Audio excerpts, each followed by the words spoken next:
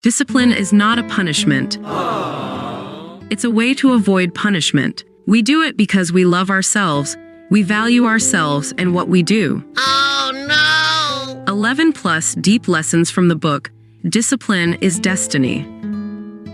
Number 1. The pursuit of discipline means being disciplined in all things, especially little things, and time, how we spend it, its tiny increments, is something small that actually amounts to something very large. Money doesn't buy happiness, but it can buy you out of some frustrations. Nor can it give you freedom if you are dependent on it to provide you with things you don't need, or more than any reasonable person actually needs. Number 2. At the root of the word discipline is the Latin discipulus, or pupil. It implies the existence of a student but also a teacher. This is the beauty of the relationship between Antoninus and Marcus Aurelius. One man who, despite his self-interest, had the self-control and the kindness to be a tutor and mentor. The other was willing to learn, humble enough to be the disciple of a teacher of such self-discipline and goodness that after his death, he would be deified. Self-discipline is not just our destiny, it is our obligation to our potential, to our country, to our cause, to our families, to our fellow human beings, to those who look up to us, to those who come after us. Number 3. Most of the people doing important work are people you've never heard of. They want it that way. Most happy people don't need you to know how happy they are. They aren't thinking about you at all. Everyone is going through something, but some people choose not to vomit their issues on everyone else. The strongest people are self-contained. They keep themselves in check. They keep their business where it belongs, their business. Number 4. The poet W.H. Auden said that the modern Stoic knows that the surest way to discipline passion is to discipline time. Decide what you want or ought to do during the day. Then always do it exactly the same moment every day, and passion will give you no trouble. Now, one doesn't have to follow this advice literally to still see the deeper message. Routine is an essential tool in the management of time and the suppression of those negative forces of distraction, procrastination, and laziness. The person who wakes up whenever, wakes up, and does whatever, orders their day however, this is a person who will never have enough time, who will always be behind.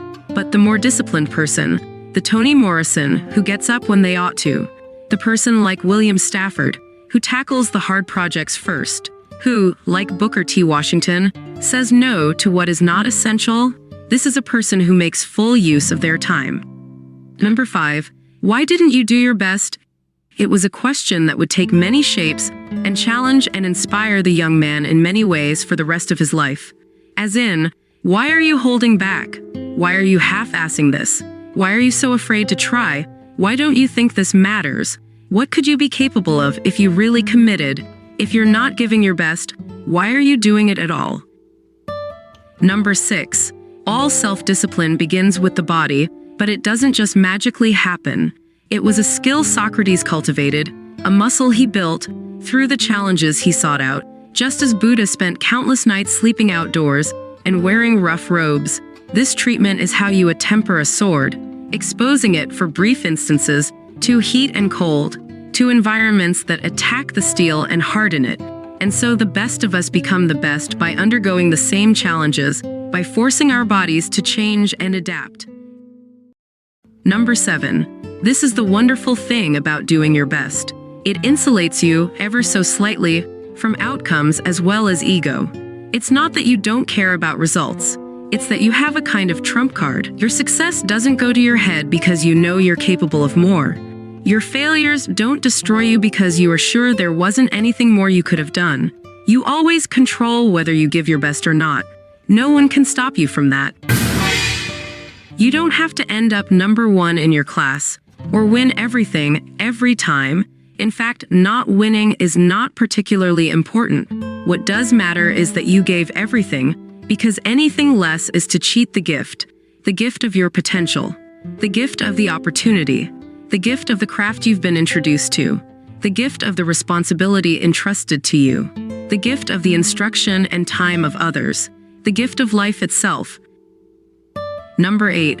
It would be wonderful if being smart or brilliant, successful or powerful was a free pass. Wow! It emphatically is not.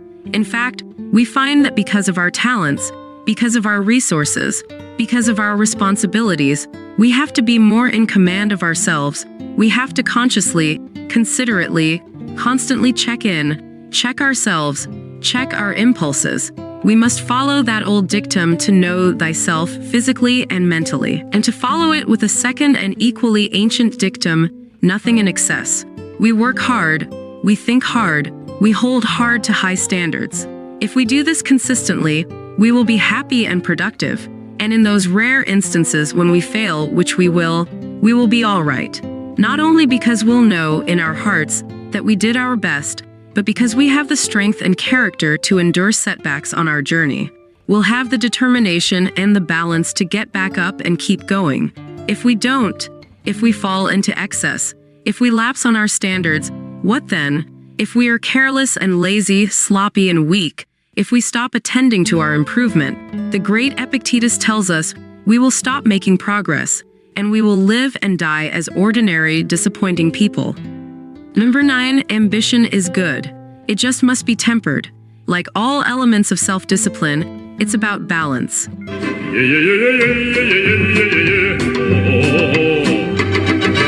The monk or the priest who tries to reduce their needs to nothing, who rejects everyone and everything in pursuit of spiritual perfection, is not all that dissimilar to the billionaire who keeps building and building, or the quarterback who can't even consider retiring. At the same time, the person who dreams of nothing, who believes in nothing, who tries nothing, well, that's not really the point either. What we're talking about here is really temperament. We must have a sense of self and worth that can check our ceaseless ambition before it overleaps itself, as Shakespeare warned. Without the brake that prevents us from getting carried away, ambition not only deprives us of happiness, but it can very well destroy us and harm others, as the insatiable conquerors invariably do. Whether it's innocent victims of the wars they wage, the people they use and discard on the way up the ladder, family they neglect in the process, or the countless imitators they inspire. Number 10. Boundaries are about drawing some lines around yourself. Healthy borders between what you'll share and what you won't, what you'll accept and what you won't, how you treat others and how you expect to be treated, what is your responsibility and what isn't. Or, as Jay-Z explained once, particularly in regard to adjusting to his success and fame, it's about knowing who you are and just doing what's comfortable for you and not letting people pull you in 1,000 different directions. Because if you allow it, people will have you doing all kinds of stuff, but it has to make sense for you. Keeping the main thing is impossible if you're not capable of saying no or pushing back when others put too much on your plate. You can't keep your head about you in stressful situations if you have no idea who you are or what you stand for. You can't be a strong parent if you're a mess, or if you're still letting your parents walk all over you. How will you get anything done if the temptations of social media rule your life? How can you get back up after a failure if you are overly concerned with what other people think of you? You won't do your best work if you're constantly micromanaging everyone else's. Number 11. There is a term, energy vampires, meant to describe the kind of people who, because of their lack of boundaries, suck others dry with their neediness, their selfishness, their dysfunction, and their drama. Not only must you not be an energy vampire yourself, but you must be aware that these type of people exist. You must be strong enough to keep them at arm's distance. Even if they're beautiful, even if they're talented, even if they're family or old friends from childhood, even if their helplessness calls to the most empathetic part of yourself. Number 12. There is a considerable amount of self-discipline required to quit bad habits, particularly the more gluttonous ones. But of all the addictions in the world, the most intoxicating and the hardest to control is ambition. Because unlike drinking, society rewards it. We look up to the successful. We don't ask them what they are doing or why they are doing it. We only ask them how they do it. We conveniently ignore how little satisfaction their accomplishments bring them, how miserable most of them are, and how miserable they tend to make everyone around them in turn. Oh no! Number 13. Discipline isn't just endurance and strength. It's also finding the best, most economical way of doing something. It's the commitment to evolving and improving so that the tasks get more efficient as you go. A true master isn't just dominating their profession, they're also doing it with ease, while everyone else is still huffing and puffing. If you haven't subscribed to our channel, you probably will not see us again. If you have, congratulations, you are growing every day.